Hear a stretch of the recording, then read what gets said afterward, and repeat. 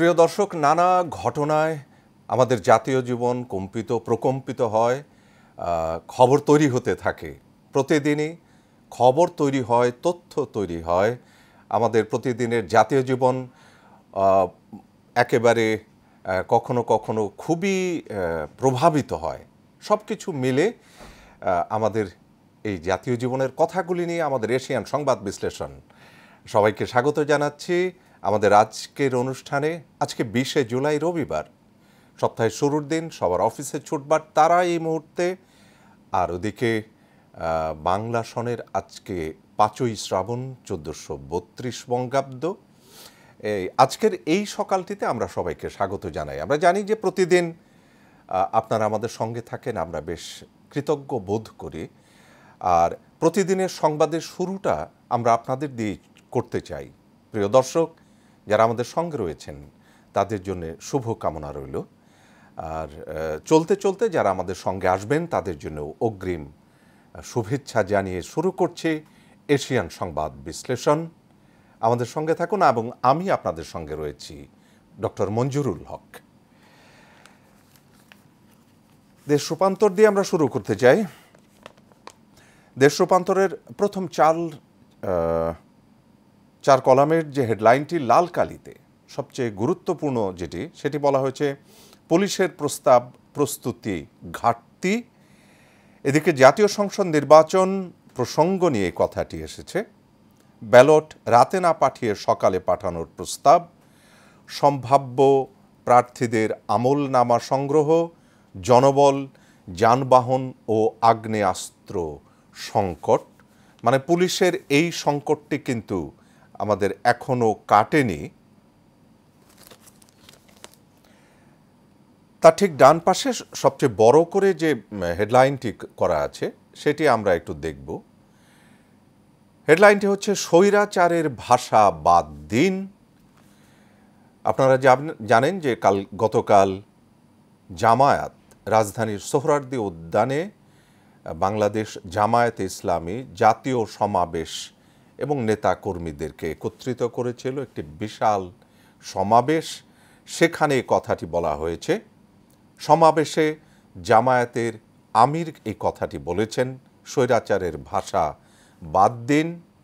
Bullet পয়েন্টে যে কথাগুলো আমাদের রয়েছে, আগামীর দেশ গড়তে ফের লড়াই হবে। জামায়াত আমিরকে হাসপাতালে দেখতে গেলেন মির্জা ফখরুল।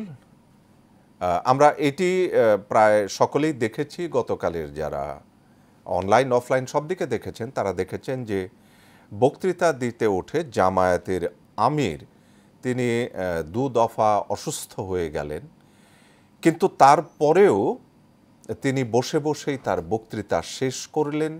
এরপরে তিনি হাসপাতালে গেলেন এবং এখন তিনি যতটা সম্ভব শঙ্কামুক্ত। এখানে যেটি বলা হয়েছে যে জাতীয় ঐক্যের নামে অহংকার, তুচ্ছতাচ্ছিল্য আর অরাজনৈতিক ভাষা ব্যবহারকারীদের প্রতি কড়া হুঁশিয়ারি উচ্চারণ করে বাংলাদেশ জামায়াতে ইসলামীর আমির ডাক্তার শফিকুর রহমান বললেন, আসুন অহংকার করে, তুচ্ছতাচ্ছিল্য করে, কাউকে ছোট করে কথা না বলি, না হলে আমরা বুঝে নেব স্বৈরাচারীর বীজ তাদের মধ্যে বাসা বেঁধেছে। শনিবার রাজধানীর সোহরাওয়ার্দী উদ্যানে বাংলাদেশ জামায়াতে ইসলামীর উদ্যোগে আয়োজিত জাতীয় সমাবেশের সমাপনীতে সভাপতির বক্তব্যে তিনি এই কথাটি বলেছেন। ওদিকে তারেক রহমান বলছেন, সরকারের পক্ষে নির্বাচন করা সম্ভব কিনা এটি ভাবার বিষয়। আর কুমিল্লাতে প্রেস সচিব বললেন, নির্ধারিত সময়ের একদিন পরেও নির্বাচন নয়। ইউএনএইচআরের অফিস মানবাধিকার সুরক্ষায় সহায়তা। স্বরাষ্ট্র উপদেষ্টা বলেছেন, প্রয়োজনে লাশ কবর থেকে উত্তোলন করা হবে। বিষয় হচ্ছে গোপালগঞ্জের সংঘর্ষ, সেখানে নিহত যারা তাদের লাশ ময়না তদন্ত ব্যতিরেকে যে অবস্থানটি নেওয়া হয়েছিল, প্রয়োজনে লাশ উত্তোলন করে আবার ময়নাতদন্ত করবার কথা বলা হচ্ছে। ইরানের পারমাণবিক স্থাপনা সম্পূর্ণ ধ্বংস হয়নি। রোহিঙ্গা সমস্যা সমাধানে উদ্যোগ নিতে হবে। কক্সবাজারের পর্যটন শিল্পের জন্য বিকশিত স্থান উল্লেখ করে জাতীয় নাগরিক পার্টির এনসিপির আহ্বায়ক নাহিদ ইসলাম কথাটি বলেছেন। আমরা মোটামুটি এটি পেয়েছি। ডান পাশে ছোট কলামে হলেও খুব গুরুত্বপূর্ণ একটি সংবাদ, সেটি হলো সমাবেশ ঘিরে যানজট এবং দুর্ভোগ। দেশের বিভিন্ন স্থান থেকে নেতাকর্মীরা শত শত বাস ও মাইক্রোবাস নিয়ে গতকালের ঘটনা এটি রাজধানীর সোহরাওয়ার্দী উদ্যানে জামায়াতে ইসলামের সমাবেশে অংশ নিয়েছেন এবং সেজন্য লঞ্চ ট্রেনে করে তারা এ সমাবেশে যোগ দিয়েছেন।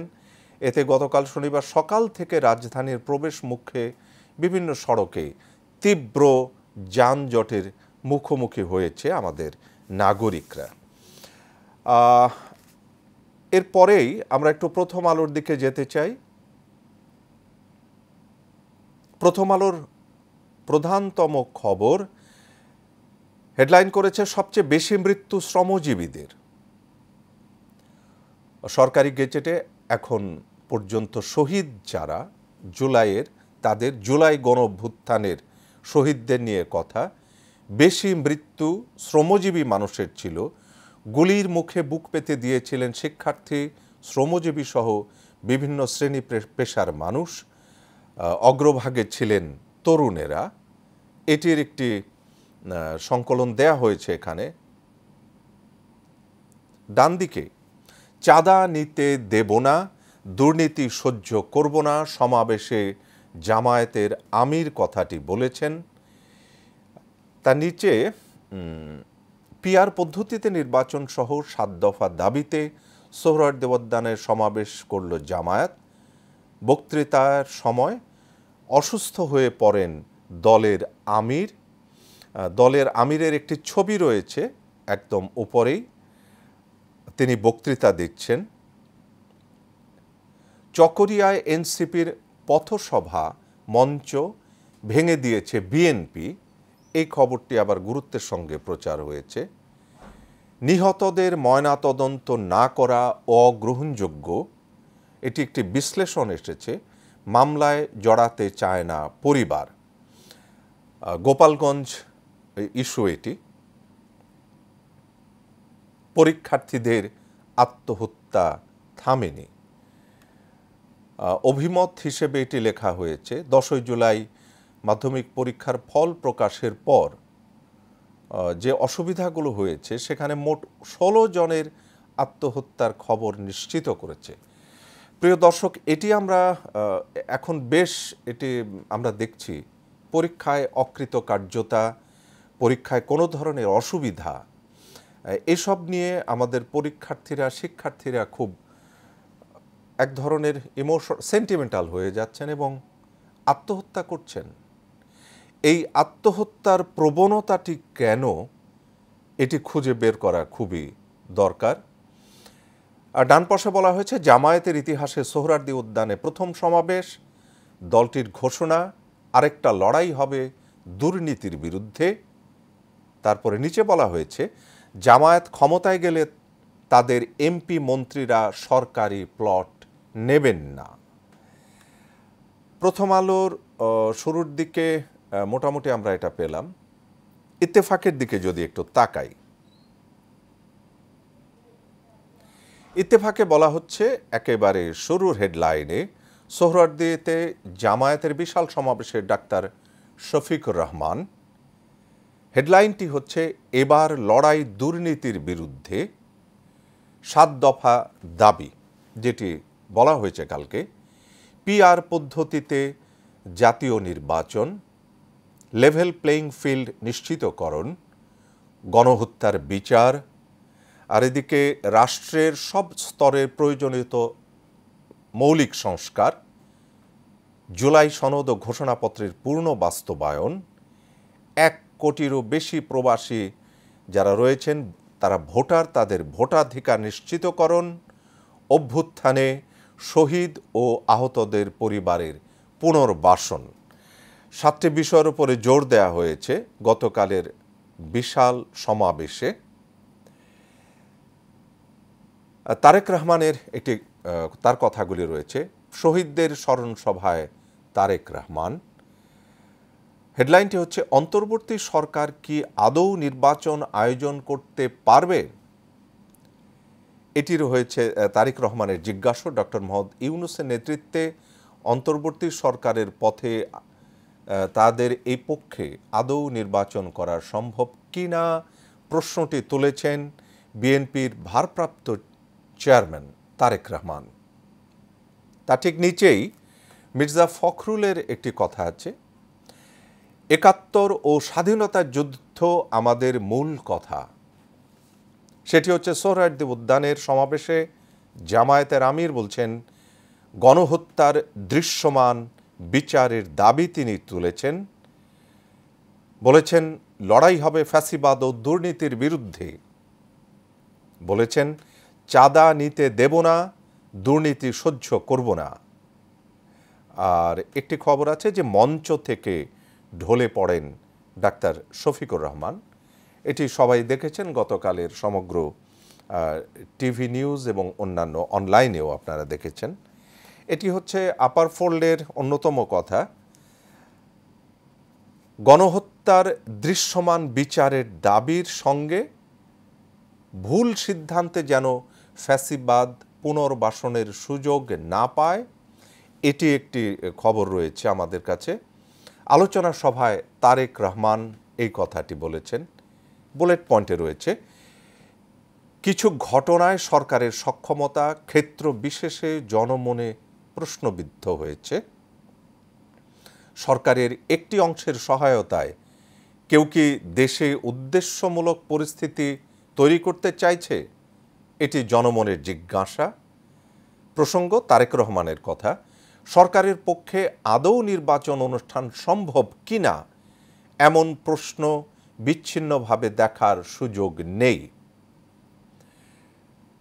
এটির লিড নিউজে যেটি বলা হলো, কোনো আবেগতাড়িত কিংবা ভুল সিদ্ধান্তের কারণে যেন চরমপন্থা কিংবা ফ্যাসিবাদ পুনর্বাসিত হবার সুযোগ না পায়, সে ব্যাপারে সবাইকে সতর্ক ও দায়িত্বশীল ভূমিকা পালনের আহ্বান জানিয়েছেন বিএনপির ভারপ্রাপ্ত চেয়ারম্যান তারেক রহমান। এই কথাটি রয়েছে তার।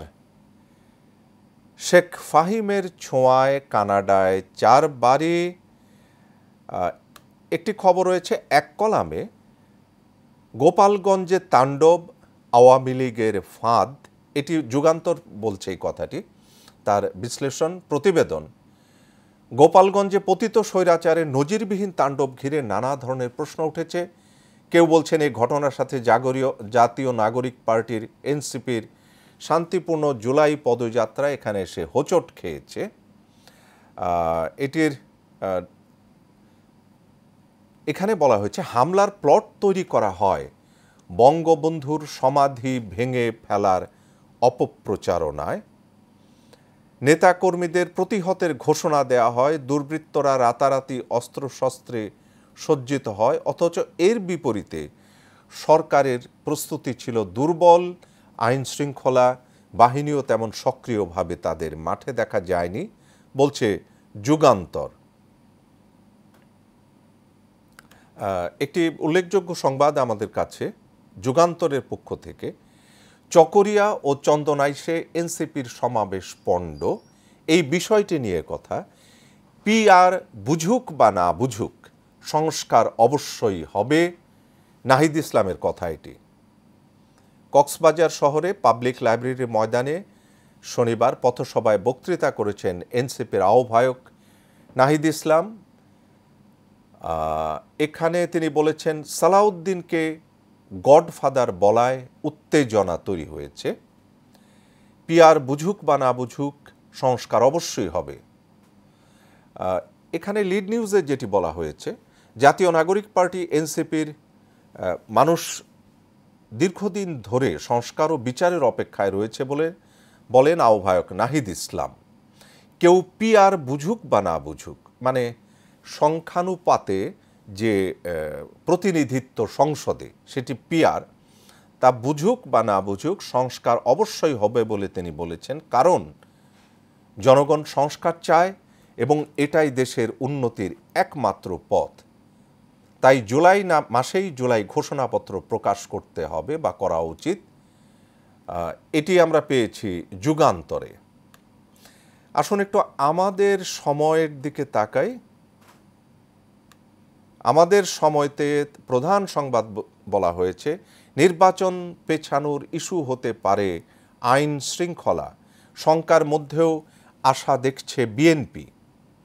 বর্তমান পরিস্থিতিতে নির্বাচন সম্ভব নয় মনে করে জামায়াত এনসিপি।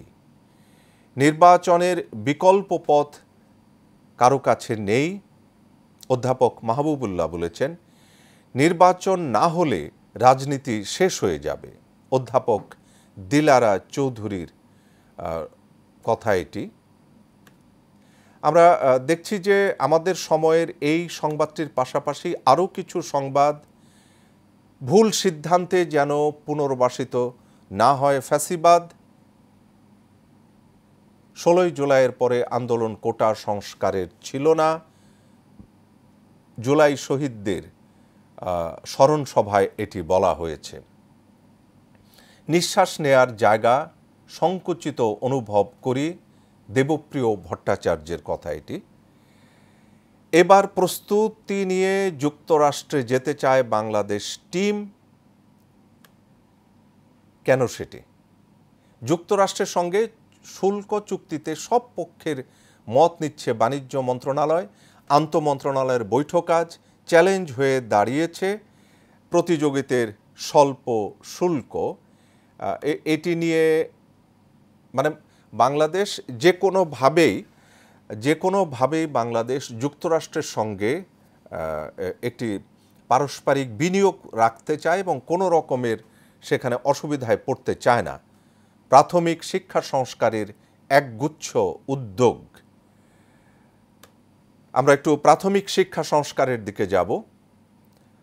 বলা হয়েছে, বৈষম্যের অভিযোগে আন্দোলনের শিক্ষকরা প্রাথমিক শিক্ষার সত্যি সংস্কার এবং প্রাথমিক পর্যায়ের যারা শিক্ষক তাদের জীবনমান উন্নয়নে, তাদের বেতন কাঠামো উন্নয়নে, সামাজিক মর্যাদা উন্নয়নে সত্যি হাত দিতে হবে।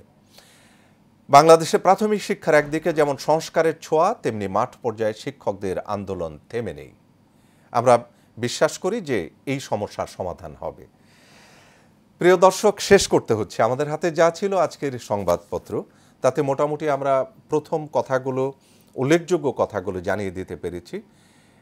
একটি সত্যি আবেদন রাখতে চাই যে প্রাথমিক শিক্ষা সংস্কারের একগুচ্ছ উদ্যোগ যে নেওয়া হয়েছে। আমার শিক্ষককে আমি দেখেছিলাম, তিনি আমাদের পড়িয়ে আবার কাছের বাজারে সেখানে গিয়ে একটি লুঙ্গি বিছিয়ে তার মধ্যে বই বিক্রি করতেন। সলিমুল্লাহ স্যারকে খুব মনে পড়ে, যিনি এই জীবন নিয়েও প্রাথমিক বিদ্যালয়ে আমাদের পড়িয়েছেন। তার হয়তো রোজগারের অন্য কোনো পথ ছিল না শিক্ষা এবং পুস্তক বিক্রয় করা ছাড়া। খুব মনে পড়ে সলিমুল্লাহ স্যারকে, আমার সকল প্রাথমিক বিদ্যালয়ের শিক্ষককে মনে পড়ে। সত্যি তাদের জীবন সুন্দর হোক, আমরা বিশ্বাস করি প্রাথমিক শিক্ষা সংস্কারের উদ্যোগটি সফল হবে। সবার জন্য শুভ কামনা। আগামীকাল আবার কথা হচ্ছে এশিয়ান সংবাদ বিশ্লেষণের সঙ্গে থাকবেন। শুভ সকাল।